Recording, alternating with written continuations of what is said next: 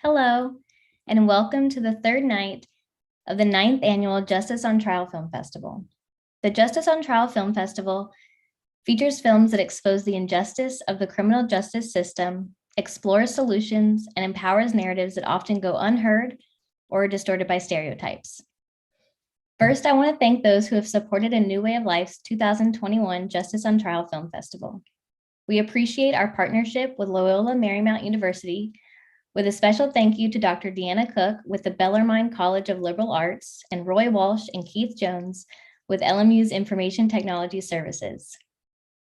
We want to express gratitude for FICPFM, Art for Justice Fund, Alliance for Safety and Justice, Californians for Safety and Justice, Dr. Bill Resnick, Michael J. Stubbs, and Essence of Light. We also want to thank those of you at home. Many of you have already donated, and those of you who still wish to can do so by texting Freedom Work to 44321. Again, that's one word, Freedom Work, to 44321. The Justice on Trial Film Festival would not be possible without this support. Today, we're going to begin with Racially Charged, America's Misdemeanor Problem, directed by Robert Greenwald, followed by Fighting for Family, directed by Lan Nguyen, and finally Tutwiler by the Marshall Project and Frontline PBS. After the last film at approximately 4:55 Pacific Standard Time, we'll begin our panel Q&A moderated by Bruce Riley from FICPFM. Joining the panel will be Robert Greenwald and Felita Hicks of Racially Charged, Lan Nguyen and Rex Nye of Fighting for Family, Chantel Norris and Jennifer Baldwin of Tutwiler. We hope you'll join the conversation and participate live via the chat window on this page. Racially Charged will begin in just a few moments. You'll scroll down and click on the Films tab to view the film. Once all three films have played, you'll scroll back up and click on the Opening Remarks and Panels tab to view the panel. Thank you and enjoy.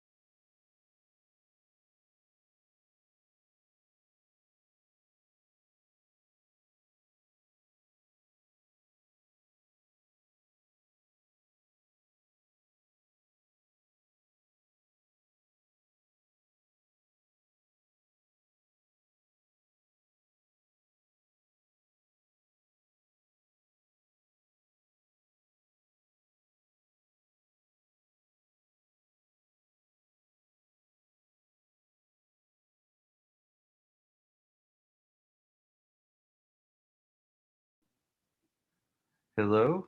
I believe we are all here, and maybe a couple more. No, I think we're all here. So welcome everybody. My name is Bruce Riley, and I am the Deputy Director of Voters Organized to Educate and also Voice the Experience in New Orleans. As you can see, my daughter has kicked me out of anywhere else in the house than my bedroom. And I'm really excited to have watched these movies as heartbreaking as they were, and to have some of these amazing creators and activists here with us today. And so first, let's just kind of go around and we'll introduce ourselves, maybe give people a sense of where you are now, and then we can kind of get into a nice little conversation about some of the things that tie these films together. And I'll just kind of, I don't know if you all have the same Hollywood squares as I do, but I'll just kind of go around and Chantel, maybe we can start with you. Hi, good evening, everyone. My name is Chantel Norris. I work with the Alabama Prison Birth Project. I am a doula, I'm a lactation counselor, and I'm a childbirth educator. And I work with the incarcerated women at Tutwiler. So that's who I am. Of course, I'm located in Alabama, Prattville, Alabama. And I love being able to serve in this way. Thank you. Thanks, Chantel. How about you next, Felita? Hi, everyone. My name is Felita Hicks. I am a writer and artivist, and I'm actually in between homes. I am at the Black Mountain Institute with the Sharing Fellowship, and I am working on trying to tell my story via memoir and advocating for better practices in the literary and publishing industry. We got to make sure that the experts of their stories are telling those stories first and the loudest. So that's what I'm doing. Okay, Lita. How about next, Lan? Hi, everyone. My name is Lan Nguyen. I use she, her pronouns. I am the director of Fighting for Family. And currently I am balancing, continuing to make films about social justice while also being an educator out here in California. Okay, thanks so much. And how about you, Rex?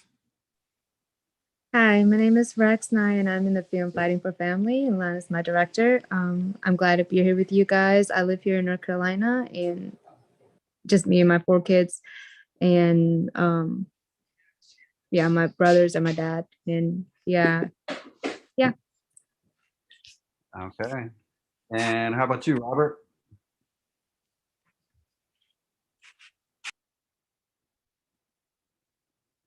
Got Robert down here on mute a little bit.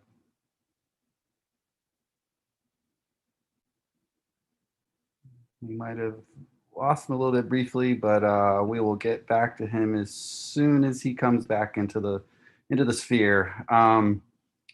Well, so I mean, the first thing I just wanted to reflect on and maybe get people's opening thoughts is the things that tie these things together. From I think anybody watching is the series of laws that we have in this country that go back a few centuries, and how they can break families apart, be responsible for intergenerational poverty and intergenerational trauma. So many of us can relate with that. I was one of those babies that had their mother taken away by the state. We've all either had family or known people who've had to be separated apart from the world. And we've all been part of, in some way, this system that is ravaging poor communities, particularly black and brown communities. And so, I mean, what are people's kind of overall sense of, like, how did we get here, and what does this say about us as a culture? But first, I'd like to let Robert introduce himself and join in with this conversation. Robert? Thanks, Bruce, and thanks everybody for arranging this and joining. I'm Robert Greenwald. I'm based in Los Angeles, California. I'm the founder of Brave New Films, the documentary nonprofit that makes every length of film from 2 minutes to hour and a half, and they're all available for free, and they're useful, hopefully, as tools of social change and social justice, and very much looking forward to talking and hearing and learning from everybody today. Thank you. Mhm.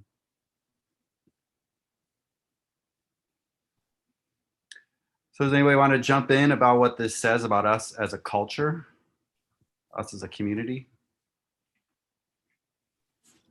I'll go ahead and get us started. I've been thinking about this a lot. I wanted to know where did it start? Where is the one place I could go to make some real serious changes? And I'm a big believer that it starts with the Declaration of Independence. I think that the document that helps to guide our principles and our thoughts about policies and about, who deserves what kinds of rights and who's allowed to be where and when are they allowed to be there starts with the very beginning. And we're coming up on the 250th anniversary of the Declaration of Independence at a very important time in our society. And I kind of think that it's time that we start thinking, is there another way that we should address this? Are there principles that we should be adding or taking away? I don't think the original Declaration of Independence was meant to include people like me. I don't think it was meant to uplift voices like mine. And I think that that is something we have to think about. Is it time for us to write a document that's meant for all of us? And so that's where my mind is right now. Yeah. Mhm.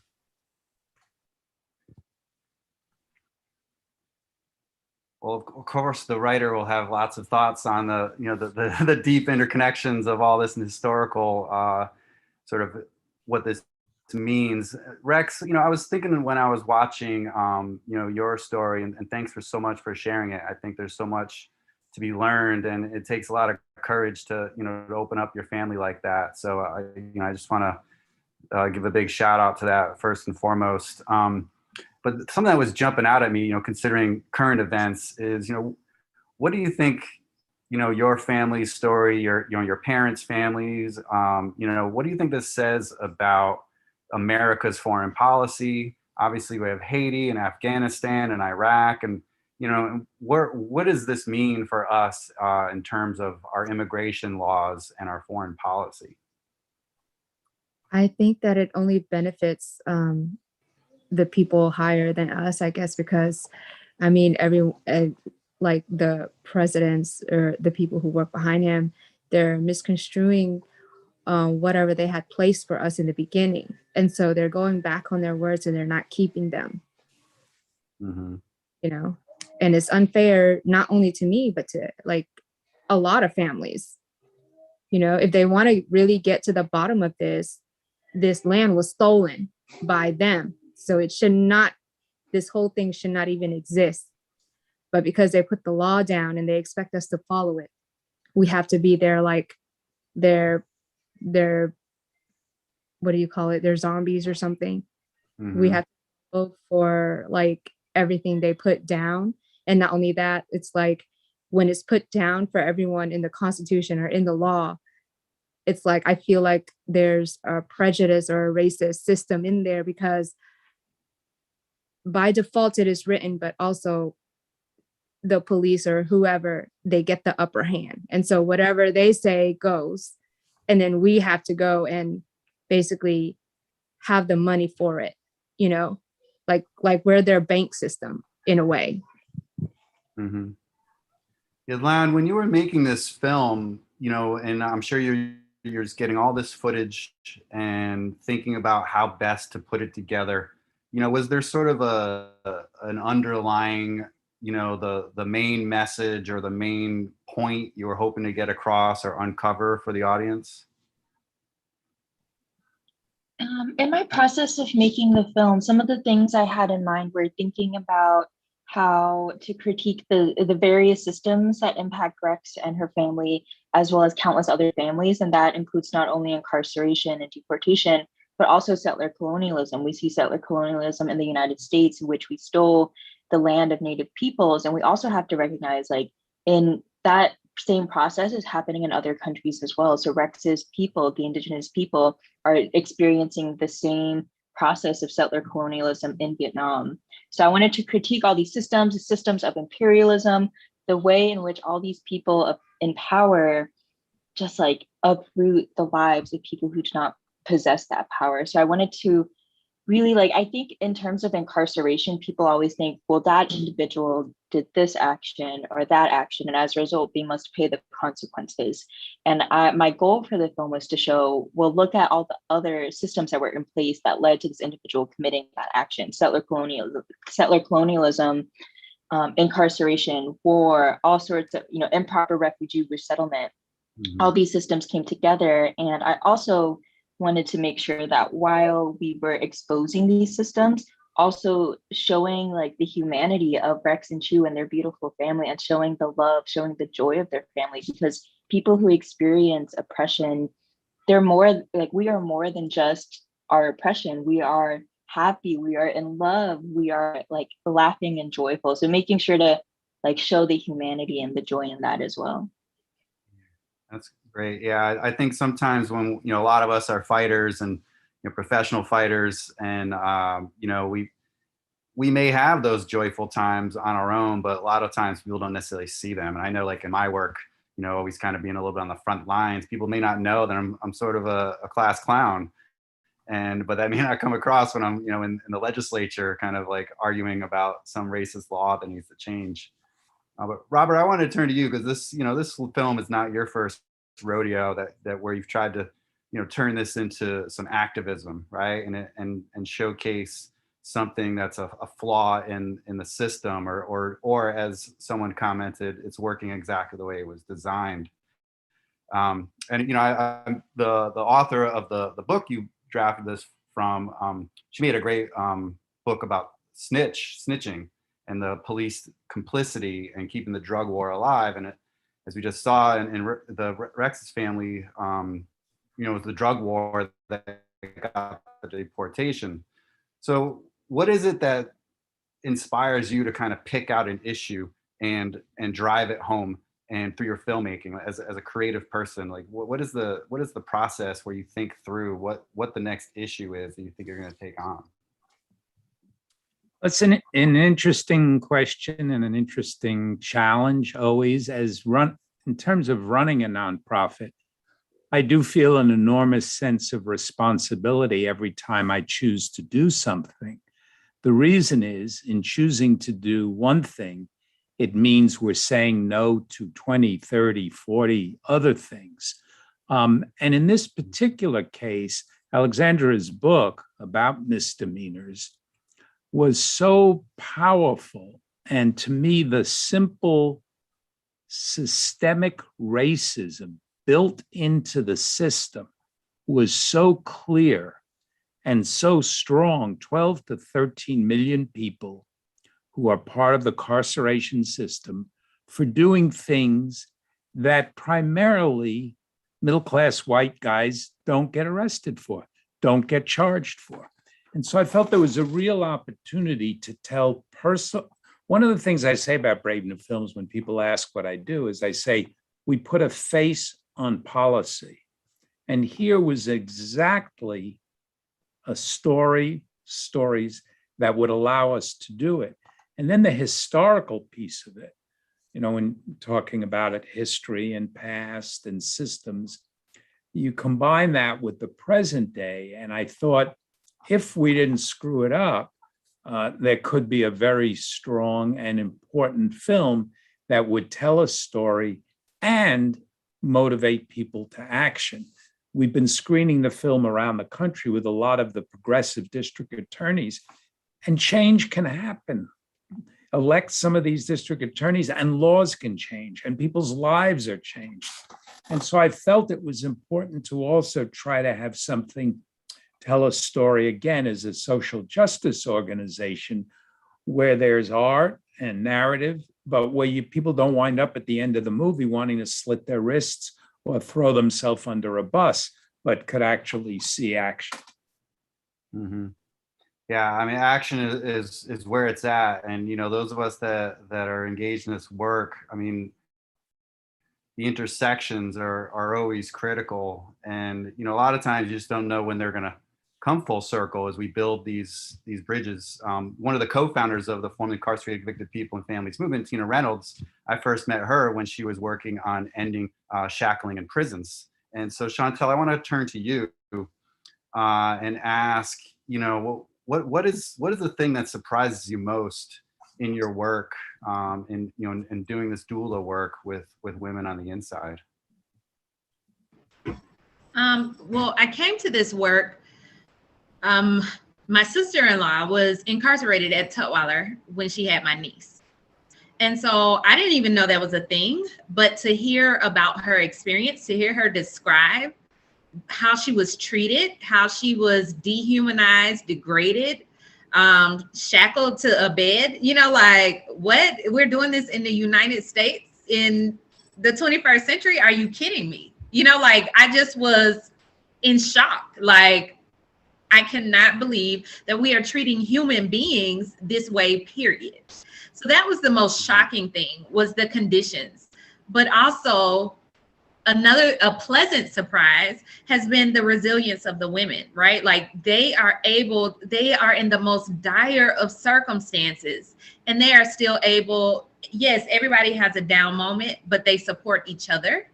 They are hopeful about their futures, and they're trying to figure out the best way to navigate these systems so that they can get out and be with their children, right? Like, they're facing almost insurmountable odds, but they never lose hope. They never lose faith. And so when they're that committed to something, I have to be too. Mm-hmm. How can I not be? Mm-hmm. So those are, I think, the surprises that I've experienced in doing this work. Mm-hmm. Yeah, Rex, I think about all these moms, and obviously there's so many parallels between a border and a wall. What can you tell us about just the strength to keep going through these all the slings and arrows, the things that kind of hold us apart? I mean, it's hard, being away from your loved one, like my husband and then my kids, which is their father. It's hard because, like, my youngest one, she keeps telling me, like, when is daddy coming home, and she would ask him, because we talk on the phone and we do, video talk. And so she asked him, like, when are you coming home? And she says, you told me you were coming home soon, but it's already soon. So when are you coming? He's catching up to, like, why is it taking so long? And, she tells him, like, I don't want to be older and then you come home, because then you won't be here while I'm a kid. And it's just like, it's very heartbreaking when she talks about it and when she, mentions it. And I mean, all we can do as parents is just reassure her that he will come home one day. That day would, unknown, but one day. And then, we just like, I tell my kids, always have that hope and that faith, because, one day, maybe God will be on our side and, things will lighten up for us. But heartbreaking, not just only my family, but other people too. Like, deportation shouldn't exist, and I don't even know why it does. Mm-hmm. Yeah, Fighting for Family won Best Short Feature, which is, I think a real testament to what we're up against and how strong the film and the narrative is. Lan, Rex, has this kind of escalated or elevated the case in a sense? Are we getting some traction here? I'm working with my lawyer actually, and so he wrote up the declaration already, but I don't know when the court date or the court hearing will be. So that I'm hoping for and I'm waiting for. Mm-hmm. And have you had any interesting inquiries or invitations in response to the film since it's been so well received? We've been trying to utilize the film as a tool for educating communities about these issues. There's so many different overlapping issues in the film, such as war, talking about Indigenous communities, talking about deportation, talking about incarceration. So we're really just trying to use the film as a tool to mobilize communities and inspire audiences to not just, like, sit and think, wow, like, I'm sitting here with my emotions, but to really mobilize and connect audiences with ways in which they can get involved. So we have a website, fightingforfamilyfilm.com, and on the website there are resources to get involved with these issues, such as community organizations all across the country, places to donate, ways to contact elected representatives. I think our belief is that everyone has a role to play in the movement. If you are not the kind of person who leads a protest, maybe you're someone who does behind the scenes work to plan an event. If you are working 5 jobs and you're really busy, like maybe you can send a quick email to your senator. There's a role for all of us to play in this movement. And I think that together, I hope that we can really make a difference and breaking down all of these systems, because they're also intertwined and it's just wild, like hearing everyone talk about the intersectionalities of gender, of incarceration, of immigration. It's just so, I think at times it can feel very daunting, but I also have a lot of hope in our communities and seeing everyone's and watching all of the films and hearing you all talk, like so much joy and power in all of our communities as well. I always have a saying, if all you can do is bake cookies, the movement needs cookies too. So I totally agree. We all have to get in where we fit in and find a way. Robert, I wanted to talk, and Felita as well, jump in. I wanted to talk a bit about, this real old school approach to really needling communities and, throwing that probation sentence on, and then, people lose their rights after that. And then, they get faced with, there's no more illegal search and seizure, or you get a probation violation, and it just kind of dominoes its way to get people into this cradle to grave incarceration. And, I don't know about maybe Robert, what you might be seeing with some of the screenings and some of the people that you're working with. Felita, maybe some of the people that you've come in contact with through the film. I know that for us here in Louisiana, one of the bills that we passed this past year, Act 271, which was to inform people ahead of time of the consequences of their guilty plea, which is 95% of all convictions is guilty pleas. And Rex, part of that was inspired by also the Padilla case, where people are going to be automatically deported if they plead guilty. They should know about it ahead of time, right? And that became a Supreme Court ruling. But people don't know they're going to lose all these rights, including equal protection or due process. And so we need to lay this out at the outset. And so we're hoping that creating this like subtle forced awareness program is going to make people ratchet back on what some of these judges and prosecutors actually have no idea, and defense lawyers as well, but certainly people pleading guilty. But are you guys seeing, something, some movements around the country, other things that folks might want to either get involved with or replicate? Oh, yeah.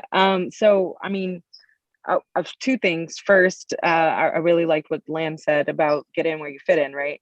Whatever you can do. And the movement also does need cookies. I think that what we're seeing is the need for everyday folks to understand the policies. They need to know what it is, what the system is that they're working within. And so part of my job as a poet has been to translate the policies. I'm the Civil Rights Corps fellow right now. I'm a poetry fellow, and I had the chance to work on the Abolition Amendment that was introduced this past summer. And the burden that I had was trying to understand the policy, one, because I'm not a lawyer, I didn't study law. I have to first understand the legislation and then try to make it digestible for my mom, right? And for my sisters and for my neighbors. They're like, you're doing all this stuff. And I'm like, but this is for you. I don't think people understand that policy impacts their everyday lives. Mm-hmm. And the only way we're going to get that message out is through things like documentaries and, events that are open to the community. And so that's been one thing I've been really engaging in. It's like, okay, how do I explain this to the guy at the corner store? I have 5 minutes to tell him about what's going on. How do I make it relevant to him so that to really get people mobilized? I think you just have to engage them in a way that means something to them. And so for me, that's been through the creative efforts, like, okay, music, poems, pictures, and of course, a documentary. I think the other part of it is the Abolition Amendment is important to me. I think that I felt like it was kind of a slap in the face when they announced the National Juneteenth holiday, because we still have slavery in the US. It's still here. It hasn't gone anywhere. And the connection to slavery with prison starts with a misdemeanor. It normally starts with just something really minor. Stepping off a sidewalk could turn into a lifetime of trauma and fear and just debilitating circumstances. And so if anything, I'm thinking more folks need to know about that bridge. You think a misdemeanor is just a misdemeanor. It's not. It's the gateway to everything else that's wrong. This is the introduction to slavery, essentially. And so it's a lot, I think, that needs to be happening. And I think that documentaries and artists are contributing in a meaningful way. I've definitely felt like I've seen an uptick of artists getting involved in meaningful ways in the work to help get everyday folks to understand this matters to you too. I know it may not feel like it, but it involves you. So, yeah. Robert, care to share a little bit? I think, as I was saying before, one of the most significant things, something that we've encountered with the film, is the heroic and gutsy district attorneys around the country, large cities, Gascon in Los Angeles, Ratner in Philadelphia, Chesa in San Francisco, Rollins in Boston, and small. We had a screening last week or the week before with DAs from smaller cities all around the country. And it's quite really extraordinary, the work that they're doing and the lives that they're immediately impacting. You don't have to worry about a hack politician who may or may not get elected, who may or may not do the right thing in Washington, D.C., but you can do something right here, right now, in your community with the DAs. They're, the eliminating cash bail, changing some of the laws, giving the instructions not to prosecute for things that in fact don't affect the safety of the community.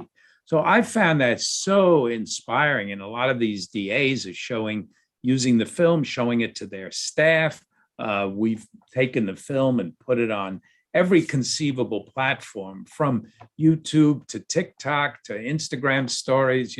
You cannot go any place that it won't be available if you want to use it, because going up what everybody has said, social change being around organizing, our job at Brave New Films is to provide the tools, and the tools are not one size fits all.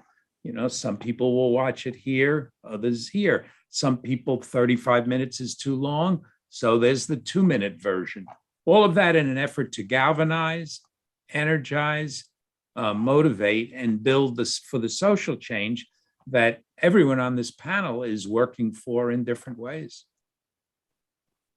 Mm-hmm.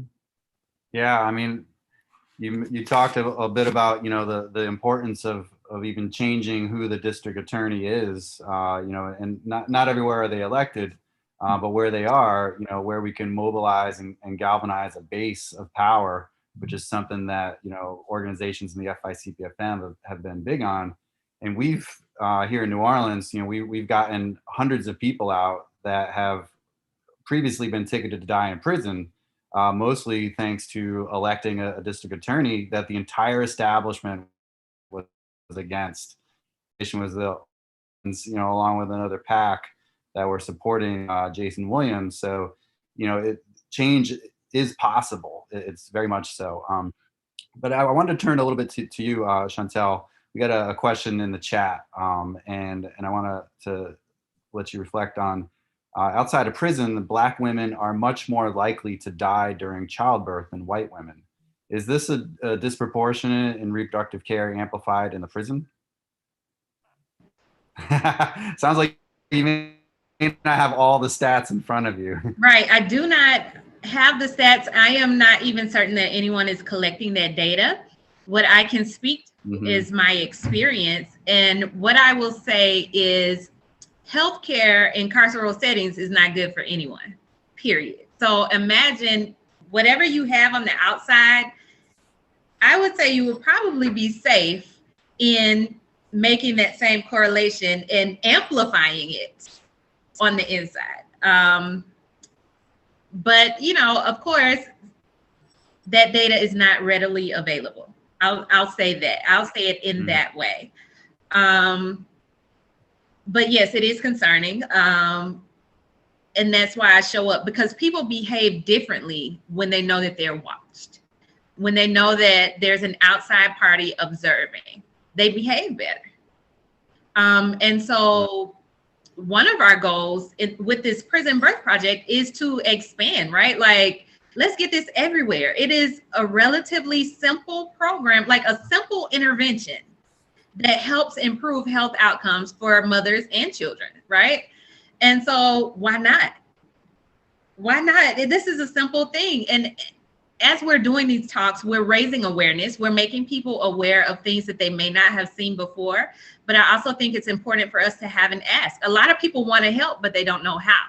Okay, our goal for this year is to vote this DA out that's handing these bogus, you know, like, what can you do to help? Let me give you something specific and we can make a movement. I know recently this year in Minnesota, I think in June or July, they just passed the Healthy Start Act. And so the state of Minnesota has agreed that they're no longer going to incarcerate pregnant women up to a year postpartum. They're going to look for community alternatives. Why can't we do that everywhere? You know, like, there's so many things that we could be doing differently. It doesn't have to be this way. Yeah, it's funny. We back when I lived in Rhode Island, we put a bill together around incarcerated women who were pregnant, and it was called the Healthy Pregnancies Act. And one legislator held it up and was yelling like, "Healthy pregnancies! Who's going to vote against the Healthy Pregnancy Act?" And I turned to my colleague and said, "Exactly." And it passed. He was the only one who voted. I think maybe 2 people voted against it. So, you know, Healthy Start, Healthy Pregnancies. I learned it from the Clean Skies Act, which is about polluting. You know, your strategies and tactics, you know, really play a role in how we move this. And I think you brought up something really important about incarcerated healthcare. And I would encourage everybody here to really make some friends with public health people. You know, there might be a professor at the local school. There might be a local project or community clinic, different doctors, and get them engaged, because, you know, when we pull the lid off of incarcerated healthcare, we really see this flaw, this 8th Amendment flaw that we can expose to really, you know, bring some humanity and potentially reduce the population, just because they can't keep them all and actually treat them.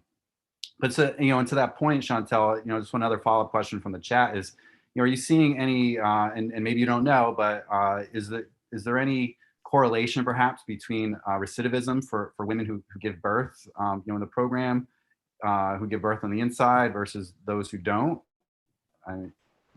So one of the goals of our program, is there a connection there? Yeah. So yes, one of the goals of our program is to help maintain that bond between mother and child. Even though they have to be separated, we do things like doing a recordable storybook, so baby can have mom's voice. We do.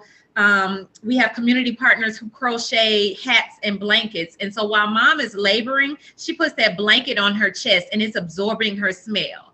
And when baby is born, we put that hat on baby. So the whole time they're together, that hat is getting baby smell. So when they have to be separated, that blanket that smells like mom goes with baby.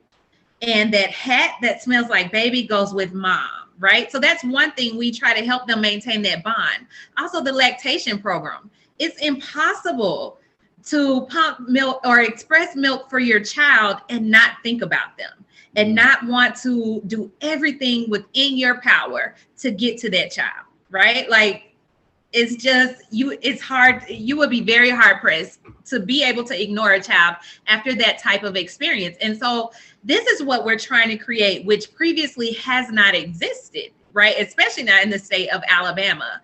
And so, yes, and now during the pandemic, we've had time to even be able to do some helping people transition out of prison, doing some support, you know, with some of our former clients in community, right? To give them what they need so that they don't have to come back to Tutwiler, to help equip them and give them the tools. And we partner with a lot of community partners who have the same goal, right? Like nobody wants to see a mom with kids incarcerated in community, the people that I communicate with, right? And so we are collectively in our state building a movement, right? Like if officials won't do better, as community members, we're going to step in that gap and do whatever we can to make sure that this thing is not happening. Mm-hmm. Yeah, and I think so much of our stuff is across this bigger spectrum, right? From the micro to the macro. And, I know a lot of us focus in on specific policies, maybe trying to change particular behaviors of police, or particular laws. And for instance, like, marijuana possession, obviously that's been such a critical movement to take away one of these tools that's been used across the country to really harass and degrade people and, incarcerate them and take away their money and their families. And, it begs the question too, like, should we be working, on the micro, or is it just getting where we fit in?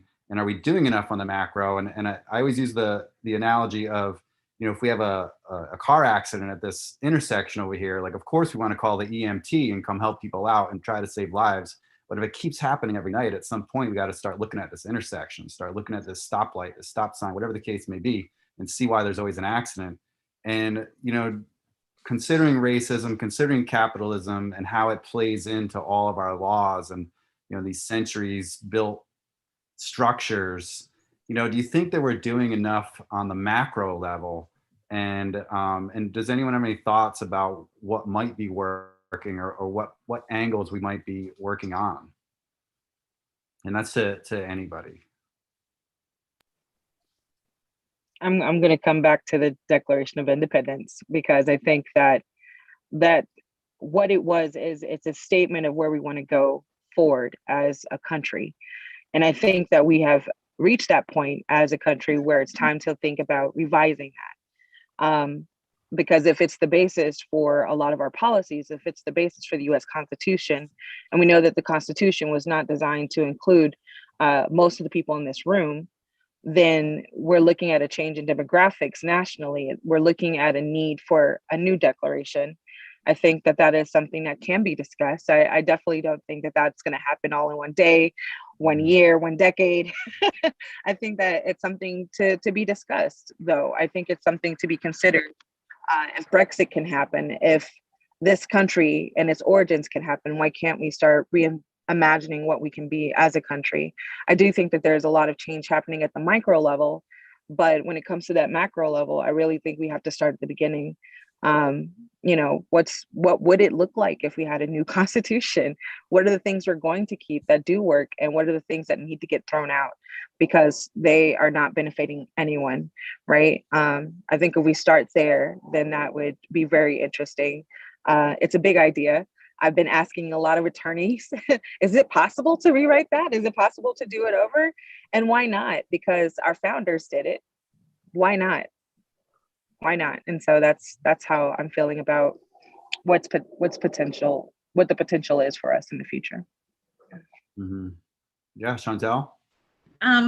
Yes, I agree. Like, we got to work it from all angles, right? Like, there's a lot of us doing this work. We have to, like, the work that I do or that we do at Tutwiler is important, but it's a Band-Aid, right? Like, it's just putting a little Band-Aid over it, because I know that we're not going to stop incarcerating pregnant women next year in Alabama, right? And so until we do, I'm going to stand in that gap and do what I can in my little microcosm of the world, right? Like, I'm just going to try to make my corner a little bit better. But also, I know who my senators are. I know what legislation is up, and I'm coming to the state capitol. And if I need to have a picket sign, and if I need to call out my aunties and cousins, like, I'm working it from every possible angle. And I'm also letting other people know, hey, I can't get to this thing, but it's important.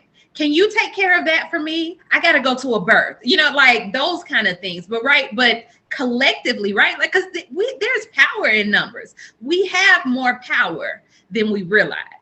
And we gotta start holding people really accountable. Yeah, the old slogan, what can we do? We can organize, organize, organize. Rex, I was, looking at in the film, some of the great organizing amongst Southeast Asian people in North Carolina, and reminded me of folks that I knew back in Rhode Island, and the ability to come together. What do you think it is, with obviously there's a geographic thing, but it seems that Southeast Asian folks, at least in a political sense, from my experience, seem to bond together and for some common things. What do you think it is that allows that to happen in this country? And maybe there's something that we can be working on in other regards in other groups. Right. When you say that, the first thing that comes to mind is food. I don't know. It's I'm all in. Yeah, because we have like common foods throughout East Asian culture, and so we share that bond there. But what do you mean by border? Oh, well, people, like, even when I was incarcerated, people that were Cambodian, who were Vietnamese, who were Hmong, it was very, they were bonded really well, obviously, and they didn't even always speak the same language. My Laotian friend who knew some Vietnamese, who would speak with these other guys, and but they were pretty tight knit, and it was great to see. And it wasn't in any kind of malicious way, and then people. The police might see this gang culture in their minds, but it wasn't that at all. And it was just this bonding and this kind of standing up for each other. And, okay. And yeah, so. Yeah, I understand what you're talking about now. Okay, so I think as, like in America, we have a racial system, right? In other countries, I don't think that's the case most of the time. And not only that, the people who are incarcerated are more of the ones that like are low status. You know what I mean? So like here, people in prison, like my husband, he made a whole bunch of friends in prison, right? But they all share the same background because we're regular people. We're not people above anyone. Does that make sense? Mm-hmm. So everywhere else, the people there are not above anyone. We look at each other like the same people, Yeah, when I did 12 years myself, and it was always a good thing when we all came together, and it was the color of our uniform that bonded us, when we had to come together around a particular issue, policy, whatever. And it was when I got out when I just saw so many more isms, believe it or not, and so much, and even just like ageism and it was strange. Whereas I kind of long for that in the breach, in the fight together, brotherhood that we had in there. And Chantel, it seemed that the ladies, with their children, have something similar.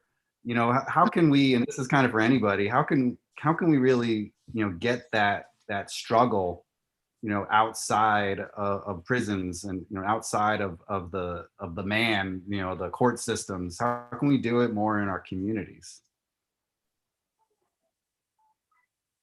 For me, my experience has been, especially being from the South, there are ideals about who gets incarcerated, right? But in what I'm noticing in communities of color, everybody knows somebody that's been incarcerated, right?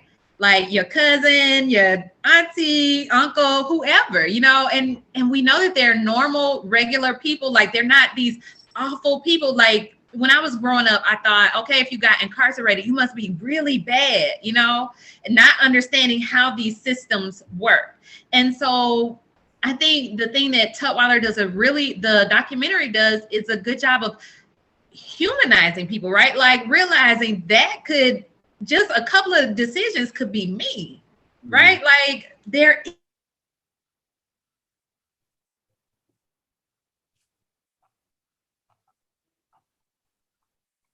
I don't know if it's me or you, Chantel. I kind of just lost. I think maybe we all lost your audio for a sec. Okay, it wasn't just me. You're muted now. Hey, Lucy. You're okay. mute. I Give it a think go. I think I froze for a second. I'm sorry. But yes, just, these barriers that exist in our mind just exist because somebody told us, right? Like, I have personal relationships with incarcerated people, and I know that they are decent human beings, right? Just a choice to get in the car with the wrong person, or, run a red light. Come on. And so making sure that wherever I go, people understand these are human beings that we are doing this to. And it doesn't make any sense. Yeah, you're definitely right. Robert, you Oh, go, Felita. Sorry. I was just gonna say that that's the beauty of storytelling. Mm. The more that people who are directly impacted are, who, like you said, who has someone who has experienced the effects of this carceral system, the more we tell those stories, the more we make it, I don't want to say normalize, I don't want to normalize the carceral system, but the more we make it a regular conversation to have, everyone knows someone who is experiencing this.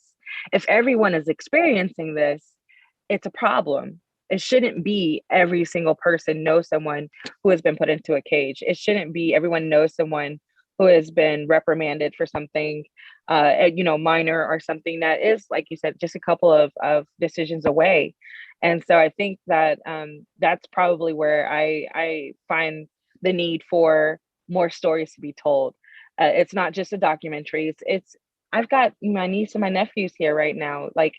Why can't we start having that conversation about what happens when someone does something wrong with the kids, right? Why can't we start trying to transform the way we think about punishment and the way we think about crime from the beginning, and making it less of a scary, only bad people do these things? Because right now I go and put on a Lego show, and all of a sudden we're cops and robbers, and the cops are always good and the robbers are always bad. And so, just thinking about the ways that we tell stories and trying to do it better. And I think that happens through media. I think media is the way that we start making those changes. And so it's appropriate that it's the documentaries that we're talking about today. I'm a writer. I'm constantly thinking about how writers can help transform the way society thinks about the folks who are being put into cages. Mm-hmm. Yeah, I think you really hit a hot button for us when you mentioned like what the shows we watch. I don't know, you may have, any of y'all might have saw that there's a promo now for Jailbirds New Orleans. Do not watch it. You can read my review if you really are concerned, but it's Cops meets the Kardashians. But so we Public Records requested the sheriff to kind of get to the bottom of how this film got made, or how this TV show got made. And we've got some damning emails. I'm giving you all like almost like a scoop, because the coming weeks, our job is to really get to the bottom of this and start a media feeding frenzy. But the contract between the sheriff and the production company, who've done all these types of shows, just references the sheriff's employees. Doesn't talk about the incarcerated people whatsoever. And just like the employees, and he gives permission. The sheriff was giving permission for the company to come in and film, and the people were just treated, I guess, like furniture, like props on the set. And what we found out was they were encouraged to sign waivers on consent, and were paid nothing. Entirely just incarcerated labor, these actors, these stars of the show.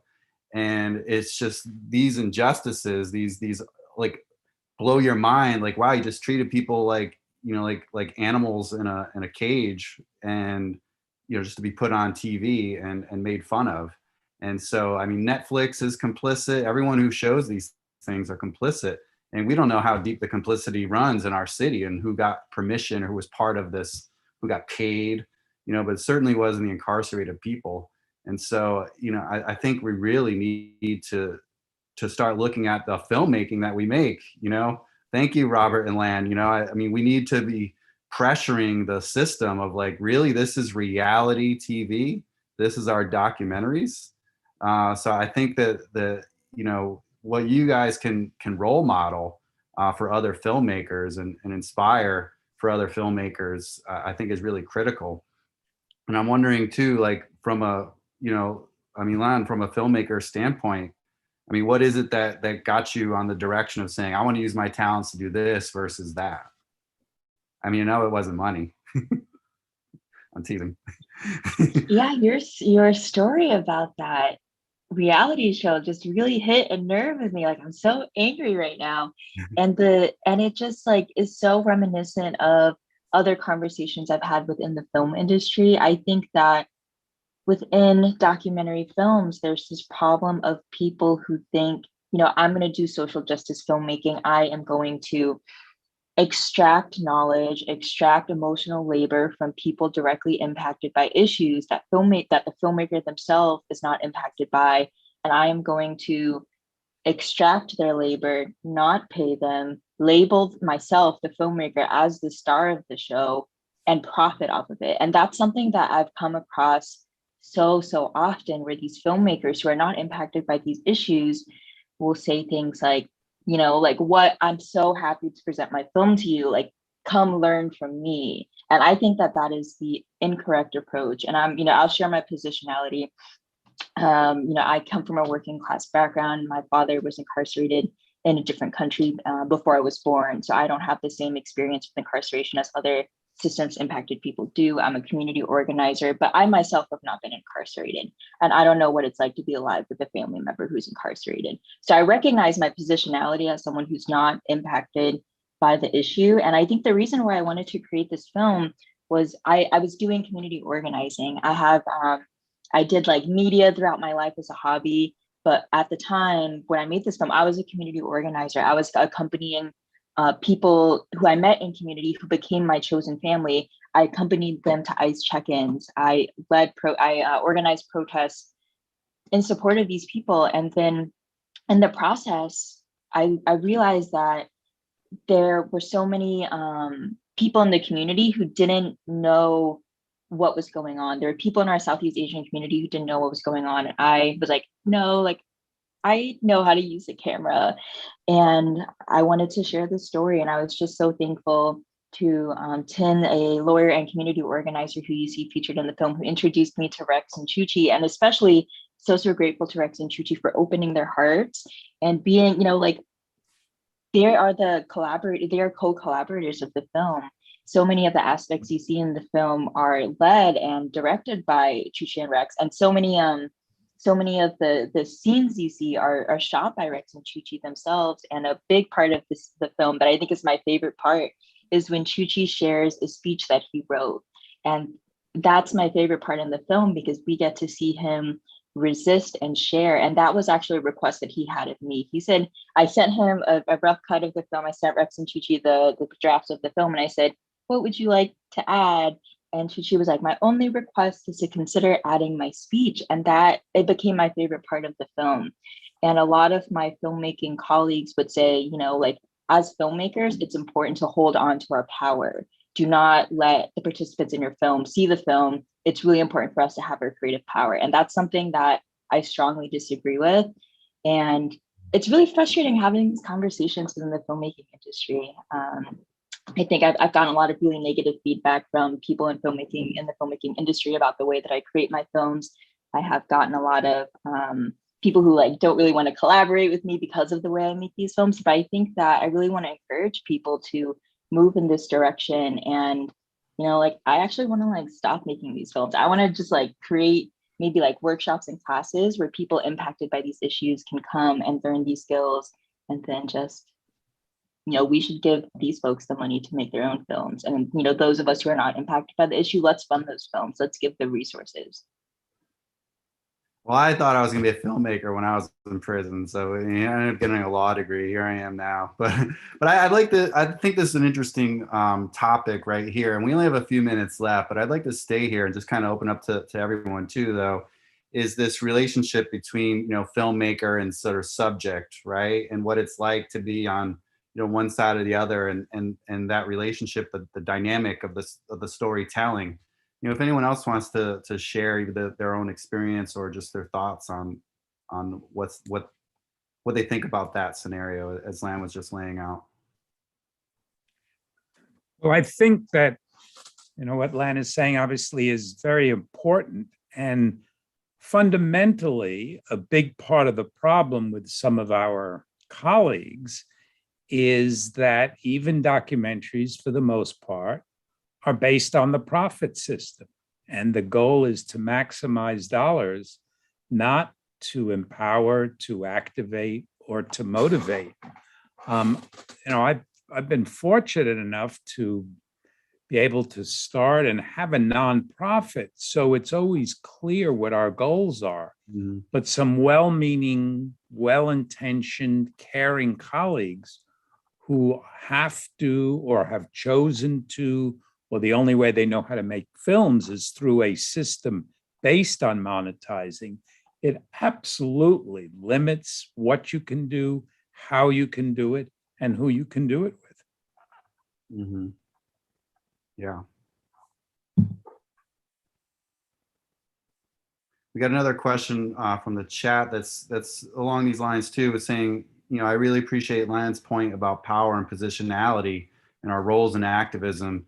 I'd love to hear anyone's advice to people who may have certain expertise, academic knowledge, et cetera, but who are not experts in a topic at hand, right? So how do those folks get involved if they're not quite impacted?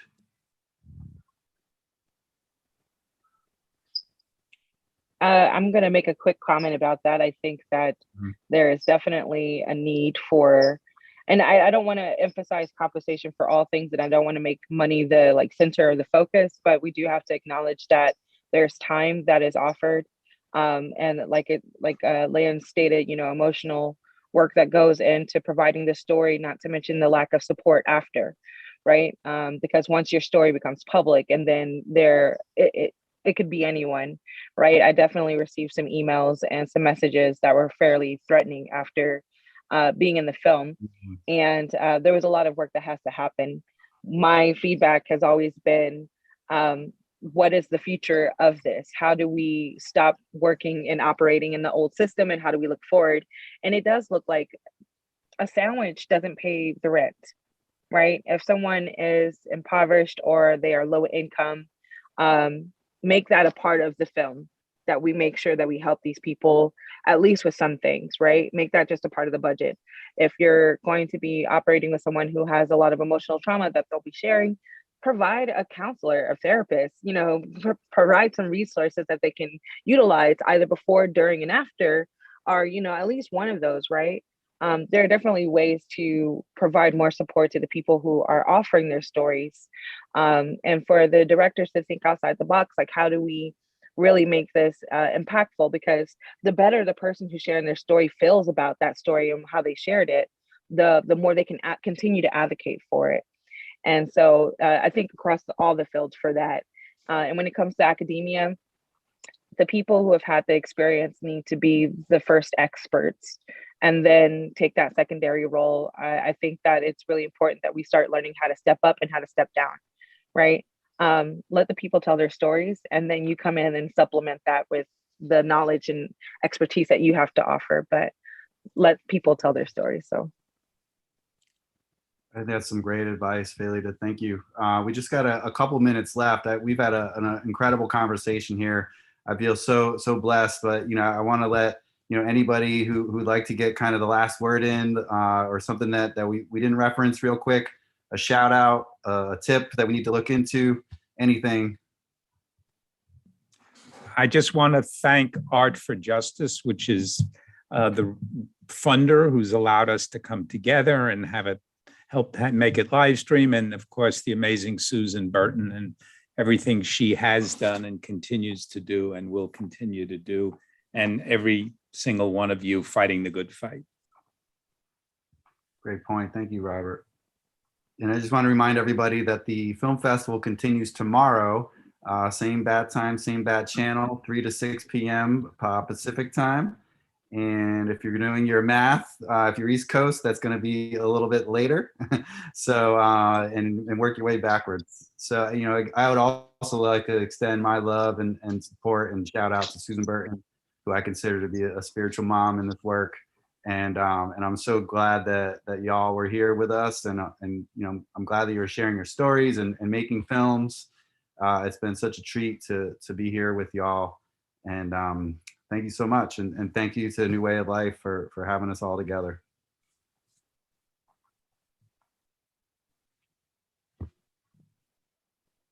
As we say in my household, ciao ciao. Okay. Bye, all. Thank you, everyone. Bye. Bye.